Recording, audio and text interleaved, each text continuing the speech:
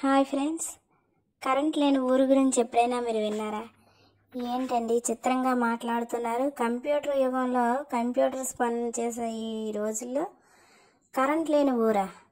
అది ఎక్కడ ఉంది అని మీరు అందరూ ప్రశ్నించవచ్చు. అది శ్రీకాకుళం జిల్లాలో హిరమండలం మండలంలో శ్రీ కూర్మ గ్రామం అనే గ్రామం ఉంది. ఆ గ్రామంలో ప్రజలు పురాతన పద్ధతిలో సనాతన ధర్మాన్ని అనుసరిస్తూ కరెంటు లేకుండా దీపపు బుడ్డీల్లో ఉంటున్నారు. అలాగే వాళ్ళు ఏవి కూడా అధునాతనమైన వాటి జోలికి పోకుండా భగవంతుని ధ్యానిస్తూ భగవంతుని పూజిస్తూ వీళ్ళు ఈ ప్రశాంతమైన ఈ పల్లె వాతావరణంలో జీవిస్తున్నారు. ఇక్కడ నివసిస్తున్న వాళ్ళంతా కూడా గతంలో సాఫ్ట్వేర్ జాబులు చేసిన వాళ్ళు, పెద్ద పెద్ద చదువులు చదివిన వాళ్ళే. ఈ ఉరుకుల పరుగుల జీవితం మీద ఒక విధంగా చెప్పాలంటే ఒక విధమైన ఏహ్య భావంతో వచ్చి ఈ ఊర్లో నివాసం ఉంటున్న వాళ్ళే. వీళ్ళంతా కృష్ణ భక్తులు, ఇంటర్నేషనల్ కృష్ణ చైతన్య అసోసియేషన్ సభ్యులు అనమాట వీళ్ళంతా. అంటే వీళ్ళు కృష్ణుడిని పూజిస్తారు. వీళ్ళంతా వైష్ణవులు. వీళ్ళు వివాహాలు చేసుకోవాలంటే వీళ్ళలో వీళ్ళు మాత్రమే వివాహాలు చేసుకుంటారు. మిగతా మతాల వారిని వీరు వివాహం చేసుకోరు. అయితే ఇలాంటి గ్రామాలు మన దేశమంతటా 4 ఉన్నాయంట. అయితే మన శ్రీకాకుళం జిల్లా చేసుకున్న అదృష్టం ఏమిటో కానీ భక్తి వికాస్ దాస్ గారు అనే అతను మన జిల్లాలో ఈ ప్రాంతంలో ఈ గ్రామాన్ని నిర్మించారు. ఇది నిర్మించి సుమారు 6 సంవత్సరాలు అవుతుంది. ఈ 6 సంవత్సరాల్లో 15 ఇళ్ళు ఉన్నాయి. దాదాపు 60 మంది మనుషులు ఉన్నారు. ఇంకా ఈ గ్రామం 75 ఎకరాల్లో నిర్మించారు. ఈ గ్రామంలో వీళ్ళ గురువు గారి కోసం ఒక పెద్ద గెస్ట్ హౌస్ కట్టారు. అలాగే అక్కడ కూడా ఒక 7-8 ఇల్లులు ఉన్నాయి. అక్కడ ఎవరు ఉండట్లేదు.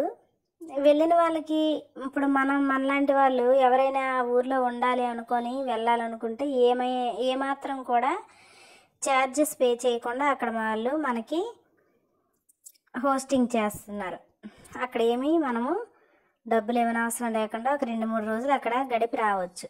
అయితే గ్రామ నియమాలను అనుసరించి అక్కడ ఉండాలి మనం ఉన్నన్ని రోజులు.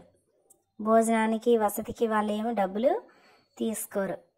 అయితే ఈ గ్రామంలో కొంతమంది ఫ్యామిలీస్ కూడా ఉంటున్నాయి, కొంతమంది బ్రహ్మచారులు ఉన్నారు.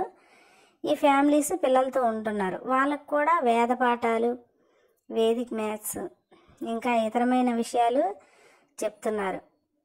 వాళ్ళు కూడా బాగా చదువుకున్న వాళ్ళే కనుక వాళ్ళ పిల్లలకి వాళ్ళే చదువు చెప్పుకుంటున్నారు. ఎందుకని ఒక పెద్ద కాలేజ్ ఉంది, స్కూల్ ఉంది, వేద పాఠశాల ఉంది, అలాగే ప్రార్థనాలయం ఉంది.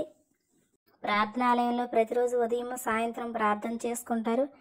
పిల్లలకి ఏ విధమైన స్ట్రెయిన్ లేకుండా వాళ్ళకి నచ్చిన విద్యను వాళ్ళు అభ్యసించుకోవాలి. వాళ్ళ పనులను వాళ్ళే చేసుకోవాలి. పిల్లలు పెద్దలు అందరూ కూడా కలిసి వ్యవసాయం చేసుకోవడం, పశువులు పోషణ చేయడం, పశువుల ద్వారా వచ్చే పాలను వాళ్ళు తాగడం ఇలా చేస్తారు. ఉదయము రాత్రి తక్కువగా ఆహారం తీసుకుంటారు, మధ్యాహ్నం కొంచెం ఎక్కువగా తీసుకుంటారు. అయితే మనలా ఇడ్లీలు, దోశలు, పూరీలు ఇవేం కాకుండా పప్పు, అన్నము అంటే భగవంతునికి నివేదించిన బాలభోగం. అలాగే మధ్యాహ్నం కూడా కొంచెం పప్పు, కూరలు, అన్నం ఎన్వి తినరండి. ఇక్కడ ఉండే వాళ్ళంతా ఆకుకూరలు, పళ్ళు, పాలు ఇవి మాత్రమే తాగుతారు. వీరికి కావలసిన వరి, గోధుమలు, చోళ్ళు, చిరుధాన్యాలు ఇలాంటివి, అలాగే కూరగాయలు వీళ్ళే పండించుకుంటారు. బయట నుంచి వీళ్ళు కొనరు. ఎందుకంటే మనం ఎరువులు వేసి పురుగుల మందులు కొట్టిన ఈ ఆహారాన్ని వీళ్ళు తీసుకోరు.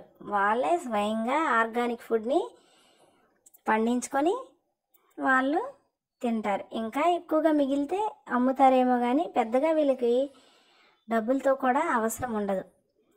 అలాగే ఇప్పుడు వీళ్ళకి ఏమైనా మందులు కావాలంటే అక్కడే ఆకు పసరులు ఉంటాయి కదా, ఈ పురాతన ఆయుర్వేదిక్ పద్ధతిలో ఉండే వైద్య విధానాన్ని అనుసరిస్తారు. ఇంకా ఎక్కువగా అవసరమైతే హాస్పిటల్కి వస్తారు. ఇవన్నీ కూడా ఇంటర్వ్యూలో నేను వాళ్ళ దగ్గర అడిగి తెలుసుకున్నాను. వాళ్ళ దుస్తులు వాళ్ళే తయారు చేసుకుంటున్నారు. అలాగే ఇదిగోండి భోజనశాల. ఇక్కడ భోజనం చేసి ఆవు పేడతో అలుకుతారు. ఇక్కడ కట్టిన ఇల్లు అన్నీ కూడా వెదురుతోనూ మట్టితోని కట్టారు. ఆవు పేడతో చక్కగా అలికి గచ్చుల్లా ఉంచుకుంటున్నారు. అలాగే వీళ్ళకి బావి ఉంది. బావి నుంచి నీరు తీసుకుంటారు. ఇదిగోండి ఇది ప్రార్థనాలయం. ప్రార్థనాలయంలో కృష్ణుణ్ణి రాధని పూజిస్తారు. ఇది కళాశాల. ఈ కళాశాలలో విద్యార్థులు చదువుకుంటారు. పూల మొక్కలు, కూరగాయల మొక్కలు, ఆకుకూరల మొక్కలు, ధాన్యాలు, చిరుధాన్యాలు ఇవన్నీ వీళ్ళే పండించుకుంటారు. నూనెలు ఇలాంటివి మాత్రం బయట నుంచి కొనుక్కుంటున్నారు. ఇంకా మేము అంతగా స్వయం సమృద్ధిని సాధించలేదని చెప్పారు. ఇల్లు చెక్క సున్నం, కరక్కాయ, అలాగే మెంతులు వీటితో కలిపి ఇల్లులు గట్టిగా గాను గాడించి దాంతో కట్టుకున్నారు. అవసరం ఉన్న దగ్గర స్ట్రాంగ్గా ఉండాలి, స్ట్రాంగ్గా ఇల్లు ఉండాలి అనుకున్న చోట తలుపులు, ద్వారాలు ఇలాంటివి ఉన్న చోట మాత్రమే సిమెంట్ను ఉపయోగించి తక్కిందంతా మట్టితోనే నిర్మించుకున్నారు.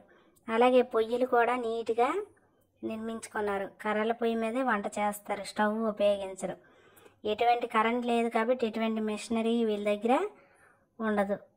ఓన్లీ సాధారణమైన పద్ధతిలో, సరళ పద్ధతిలో, పురాతన పద్ధతిలో వీళ్ళు జీవనం సాగిస్తున్నారు. వీళ్ళు చెప్పేది ఒకటే, భగవంతుడు మనకిచ్చిన జీవితాన్ని సరళంగానే జీవించాలి. క్లిష్టతరం చేసుకొని రకరకాల జబ్బులు పాలవుతూ స్ట్రెస్, స్ట్రెయిన్ వీటితో రకరకాల అనారోగ్యాల పాలు మనం అవుతున్నాం. కనుక ఇలా కాకుండా మనం చక్కగా భగవంతుడు ఇచ్చిన పురాతన పద్ధతిలోనే జీవిస్తే బాగుంటుంది. వాతావరణం కాలుష్యం కాకుండా చక్కగా మనము నివాసం సాగించవచ్చు అని చెప్పారు. అయితే అక్కడున్న పిల్లల్ని నేను పరిశీలించాను.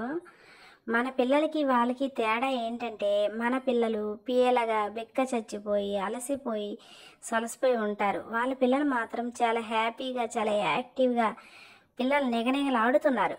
చాలా బాగున్నారు పిల్లలు. మన పిల్లలకి అటువంటి అవకాశం లేకుండా మనము చేస్తున్నాం. ఇదిగోండి పంటలు, పంటలు వీళ్ళే పండించుకుంటున్నారు. వీళ్ళ ఫుడ్ వీళ్ళే తయారు చేసుకుంటున్నారు. అయితే ఇంకా ఈ గ్రామం ఇంకా డెవలప్ అవడానికి ఒక 10 సంవత్సరాలు ఇలా పడుతుంది. అప్పుడు చక్కగా వాళ్ళు అనుకున్న సామ్రాజ్యం వాళ్ళు నిర్మించుకోగలుగుతారని నా అభిప్రాయం. ఇక్కడ గ్రంథాలు కూడా చాలా లభిస్తున్నాయి. ఎవరైనా కొనుక్కొని చదువుకోవాలంటే చదవచ్చు. అంటే దాని ద్వారా వచ్చే ఆదాయం వాళ్ళకి కొంత ఉపయోగపడుతుంది అనమాట. మాకు రిక్వెస్ట్ చేశారు, ఈ గ్రంథాలు తీసుకెళ్ళండి, భగవద్గీత అవి ఇవి అని.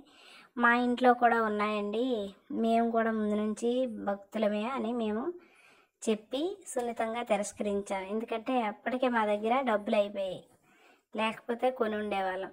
అక్కడ ఉన్న ప్రార్థనాలయంలో ఉండే హుండీలో మనం డబ్బులు వేయచ్చు, వాళ్ళకి ఎంకరేజ్ చేయొచ్చు.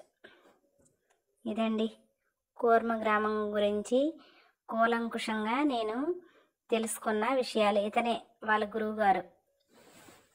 భగవద్గీతలో ఉన్న సారాంశాన్ని అంతా వీటిలో రాసి పెట్టారు. కృష్ణుడు వీళ్ళ దైవం కనుక వీళ్ళు ఎవరిని సంబోధించిన హరే కృష్ణ హరే కృష్ణ అంటున్నారు.